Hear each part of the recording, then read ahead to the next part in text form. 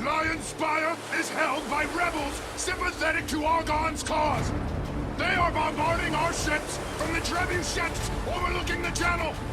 We must capture the city square and assault the battery of trebuchets.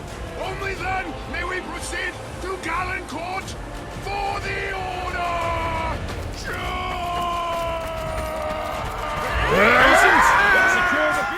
What up, y'all? The Knight of Green here with something that nobody really asked for, which is an in-depth look at the realism and historical accuracy that is depicted in Chivalry 2.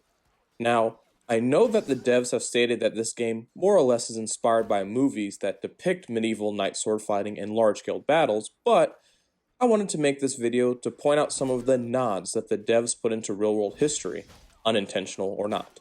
By all means, I am not like a huge expert on the subject matter, as I mainly just study German and Italian longsword dueling traditions, but if you want to provide more information on things that I discuss here, feel free to do so.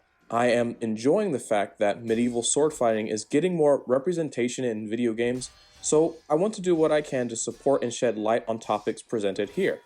If you like this type of content and want to see me recreate and critique movesets from other video games such as Dark Souls, please check out my playlists above and support this channel by liking the video, sharing it, commenting on it, and subscribing to the channel. When I reach 900 subs, I will release my video where I recreate the moveset of the dastardly Pontiff Sullivan from Dark Souls 3, and at 1000 subs, I will recreate the moveset of Owlfather from Sekiro with the help of my good friend What Would Ninjas Do, who is an actual practitioner of Ninpo and ninjutsu. Also, if you are interested, check out my website on Demon's Slice, an upcoming comedy series based on Demon's Souls with an added dose of rotoscope fight scenes based on actual historical European martial arts. If you want to support the project monetarily, check out my merch store and order a shirt or two celebrating the upcoming launch of the long-anticipated Elden Ring. Anyway, back to the video. I will split it into 4 sections. The first will be on ancient chivalry and how it was developed. The second will be on the prevalence of dark humor.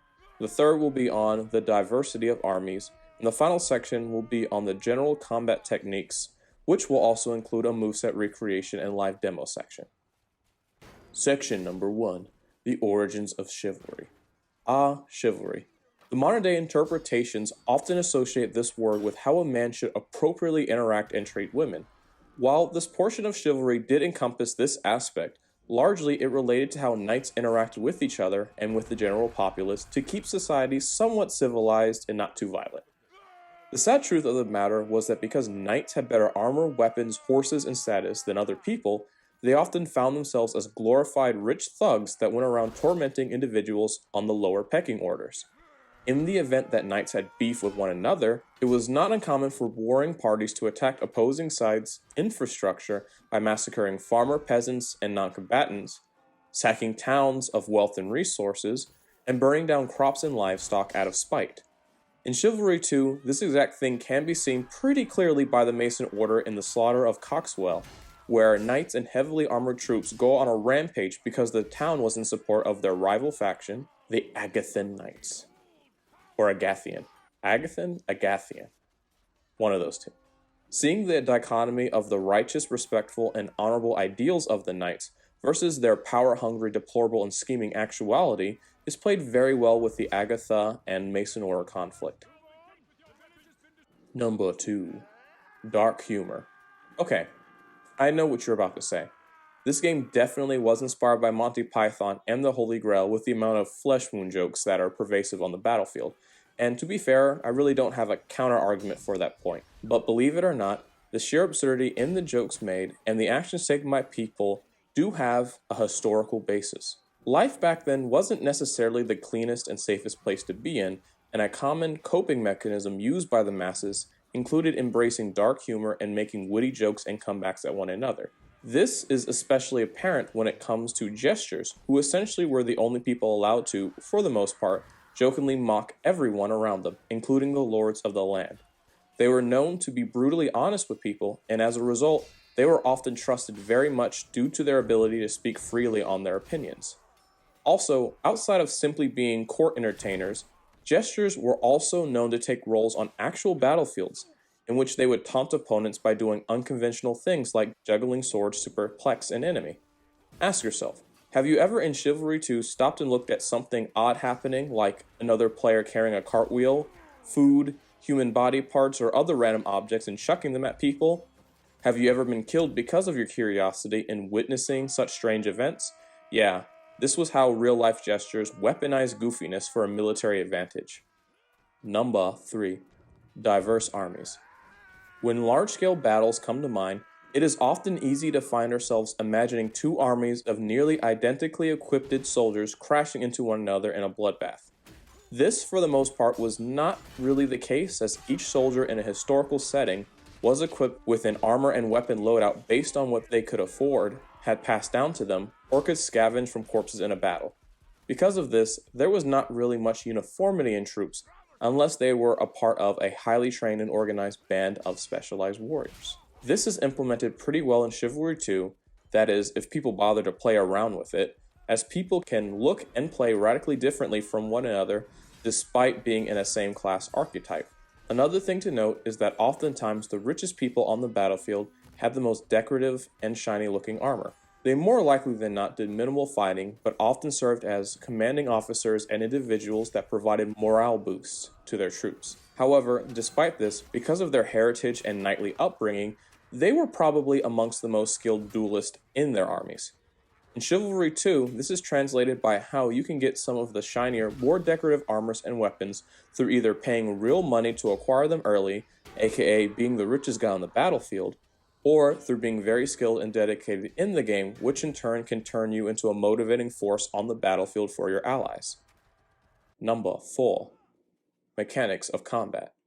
For this section, I will mostly talk about it from a German longsword perspective, looking at the basic attacks with two-handed swords. They are largely realistic techniques, albeit they're just slowed down so people are able to react to them.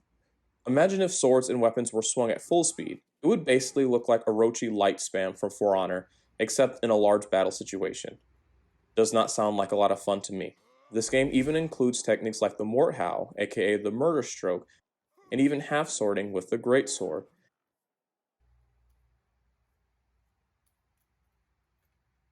It also uses kicks to break defensive posture, as well as pommeling to strike and interrupt an offensive attacker. There are even sword throwing techniques here, which the Italian sources do actually document occurring, while not necessarily advised most of the time. One thing that really impressed me is the parry and counter system, which, at least to me, seems to borrow some inspirations from the historical plays that depict effective techniques in sword duels. I also like the importance of footwork and positioning, which can allow someone to hit behind an opponent's guard, which again is something you can see in real life. I greatly appreciate the fact that you can decapitate and dismember other people with properly aimed attacks. On a gruesome note that happens in the game as well as in real life, soldiers that are either struck down or had a limb cut off may not immediately drop down dead, but may have a few seconds to crawl away or fight back before succumbing to shock of blood loss and then perish. I could go on for hours and hours about the nitty-gritty of it and real-life dueling, but I wanted to keep it pretty simple for now for the time being, but I'll consider going even more in depth if you want to for the future. All in all, with what I've seen so far from Chivalry 2, I'm very happy with the experience and I wish to see more of it. I know the devs have plans on more content that will be added in the game, and I can't wait to see where that will go. One thing that I do want to see from the game, and this is less of on the dev side but more of a community aspect, is to see if we can find ways to simulate formation combat as opposed to the more, Call of Duty running around individualistically, no-scoping people, or whatever. If there are any people who know of reenactors or essentially in-game LARPing groups, tell me about them. I would be greatly interested in joining that. Anyway, that is the end of the video. I hope you have a great rest of your day. See you with more content in the future. Bye.